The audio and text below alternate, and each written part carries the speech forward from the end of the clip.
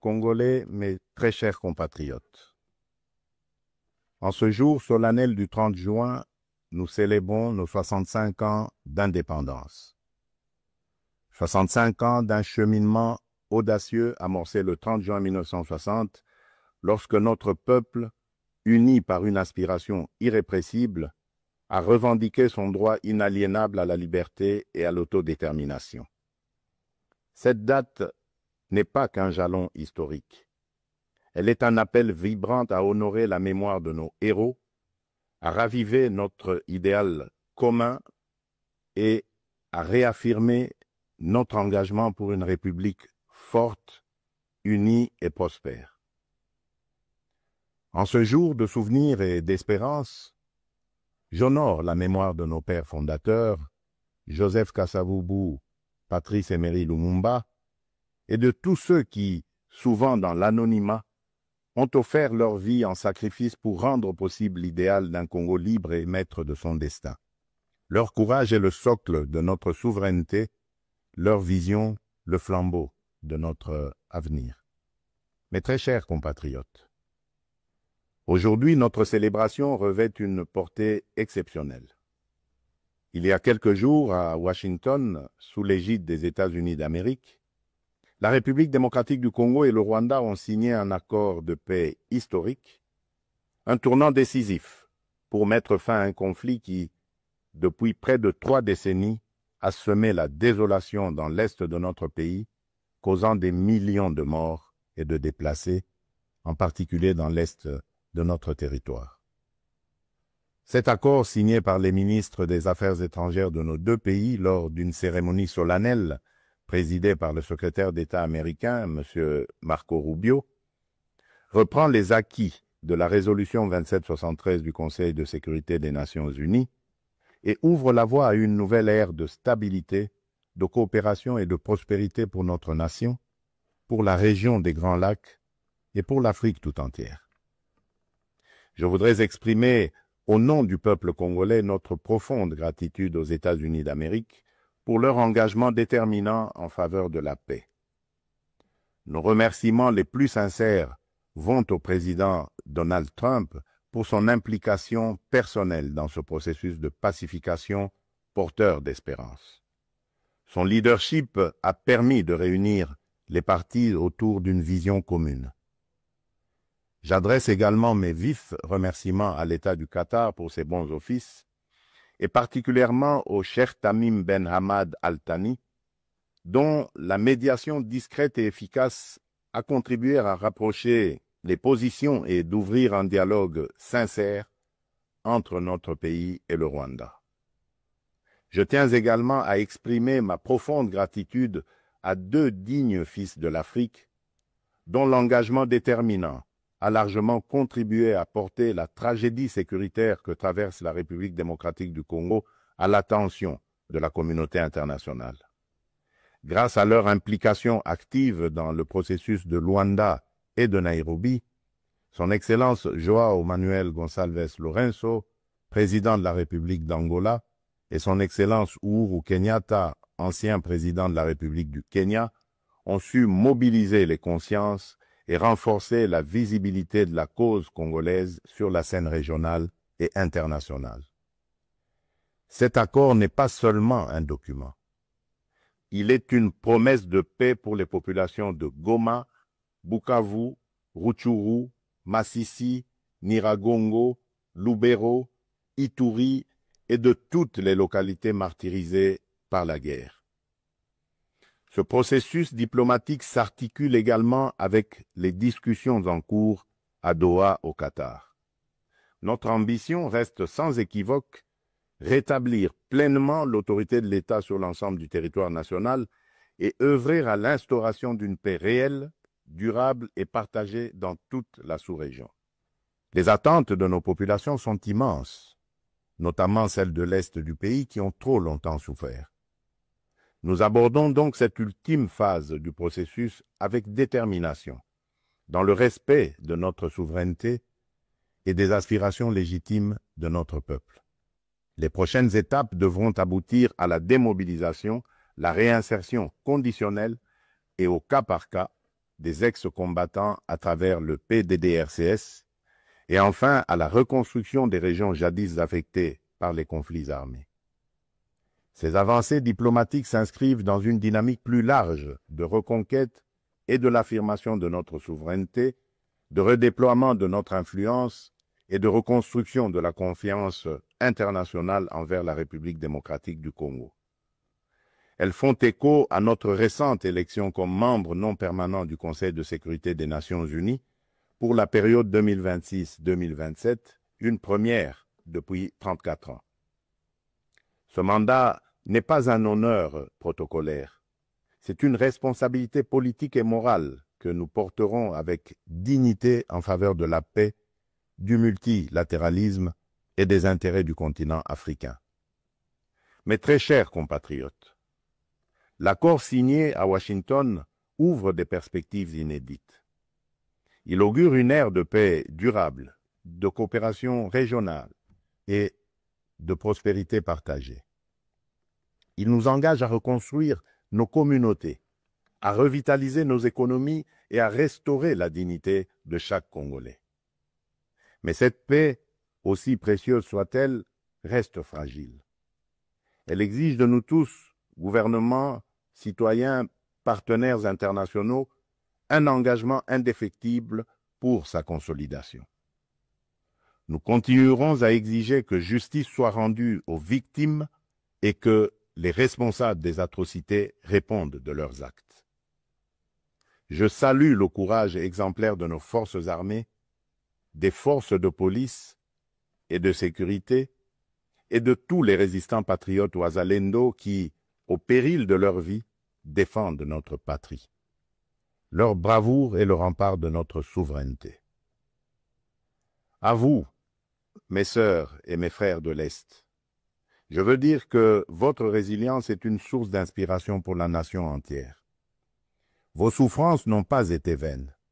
Elles ont forgé notre détermination à réfuter toute solution précaire à cette crise et à nous engager à bâtir un avenir meilleur.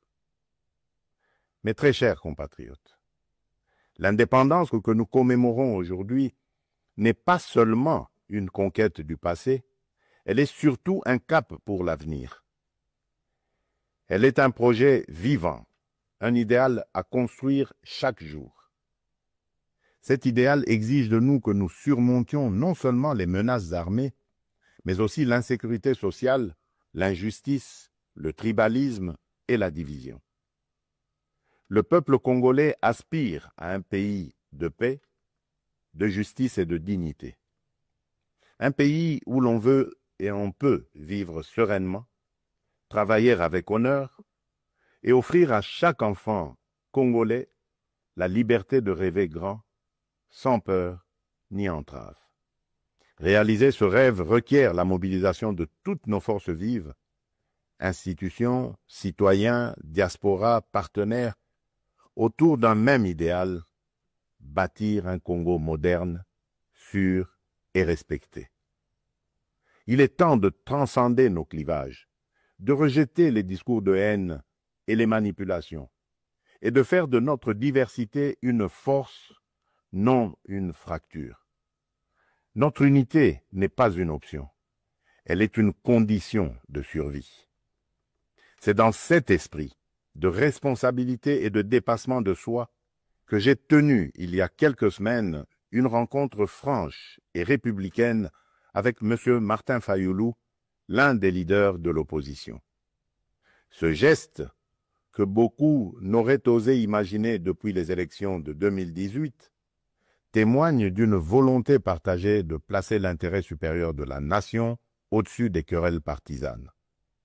Cette rencontre marque une étape importante vers une politique de réconciliation, d'écoute mutuelle et de respect réciproque.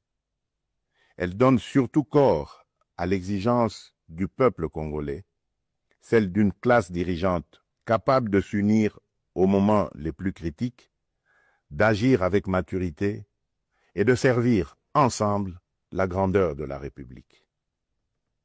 Mes très chers compatriotes, les défis qui se dressent devant nous ne se limitent pas à la sécurité. À Kinshasa, la congestion urbaine et les embouteillages affectent la qualité de vie. Le manque de discipline, l'urbanisation désordonnée et l'insuffisance des transports en commun rendent la vie difficile à des millions de nos compatriotes. À Kalemi, Kasangoulou et même ici, dans la capitale Kinshasa, les inondations récentes ont causé d'importantes pertes en vies humaines et dégâts matériels, détruisant des habitations, emportant des infrastructures routières et provoquant des déplacements massifs de population. Ces événements climatiques extrêmes nous rappellent l'urgence d'agir à la fois sur le front de l'aménagement du territoire et de la résilience environnementale. À Mbandaka, le naufrage d'une embarcation a coûté la vie à plusieurs dizaines de nos compatriotes, endeuillant la nation tout entière. À Tshikapa, Kolwezi, Likasi, Kananga ou Kikwit, l'accès à l'eau potable, à l'électricité, aux soins de santé et à l'éducation reste une priorité pressante. Face à ces défis, l'État n'est pas resté indifférent. Il agit. Des missions de secours ont été déployées, des fonds d'urgence mobilisés, des projets structurants lancés pour renforcer les infrastructures et améliorer les conditions de vie. Mais ces efforts, aussi importants soient-ils, ne suffiront pas sans un véritable sursaut de solidarité nationale.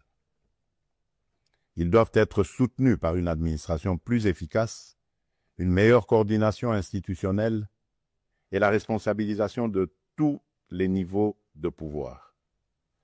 J'en appelle également à un changement profond de comportement. Nous devons adopter une discipline collective, un civisme exemplaire et un respect des règles de vie en communauté.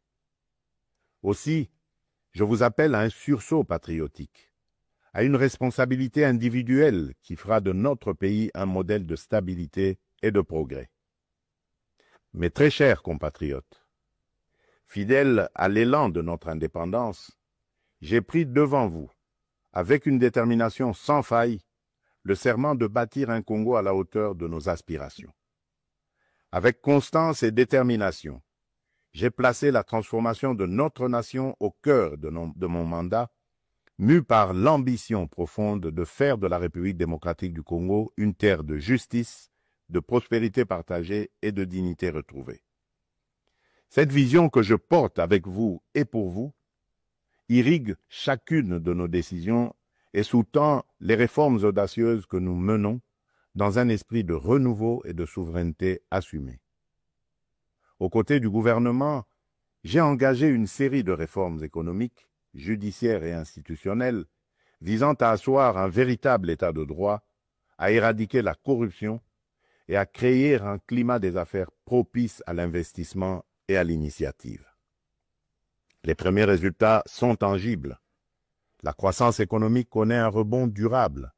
L'image de notre pays s'améliore sur la scène internationale et la confiance des investisseurs renaît.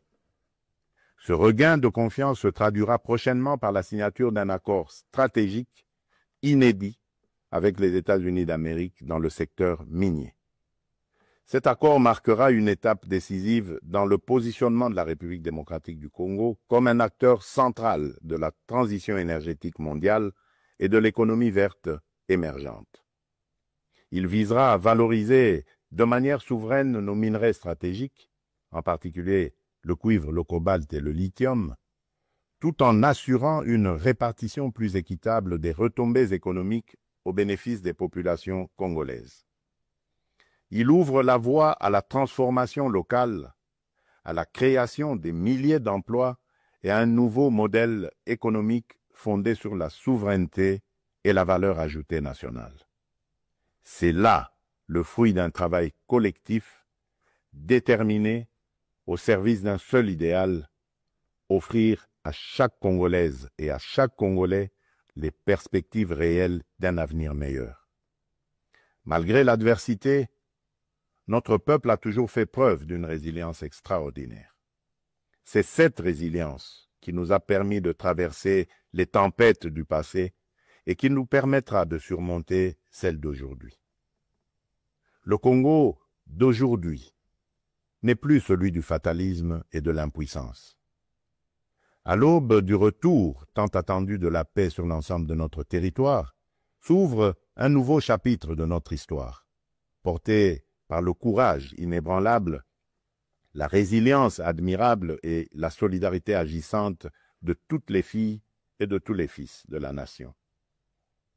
À nos partenaires des États-Unis, de la Chine, de l'Europe, des pays du Golfe, du continent africain et du monde entier, je le dis solennellement, la République démocratique du Congo est de retour, prête à nouer des partenariats stratégiques, fiables, transparents et surtout gagnant-gagnant. Nous avons les moyens de notre ambition, des ressources exceptionnelles, une position géostratégique centrale, un peuple talentueux et surtout un leadership résolument tourné vers l'avenir. Nous sommes prêts à jouer notre rôle, notre partition face aux grands défis de notre temps. La paix, la transition énergétique, le développement durable et l'intégration africaine. Je tiens toutefois à réaffirmer avec clarté les lignes rouges de mon action. Les ressources de la République démocratique du Congo ne seront jamais bradées ni livrées à des intérêts obscurs. Elles bénéficieront avant tout au peuple congolais. Aucun compromis ne sera toléré en matière de souveraineté économique. La République démocratique du Congo ne vendra ni son avenir, ni sa dignité.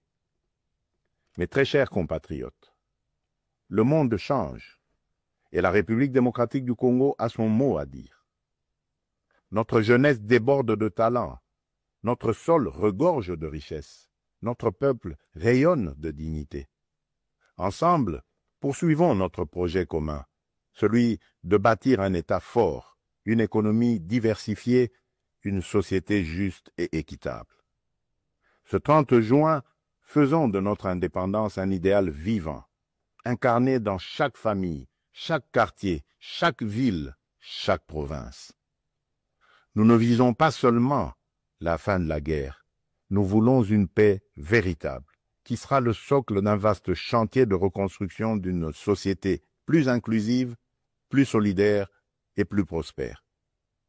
Le gouvernement s'y attellera avec rigueur et transparence.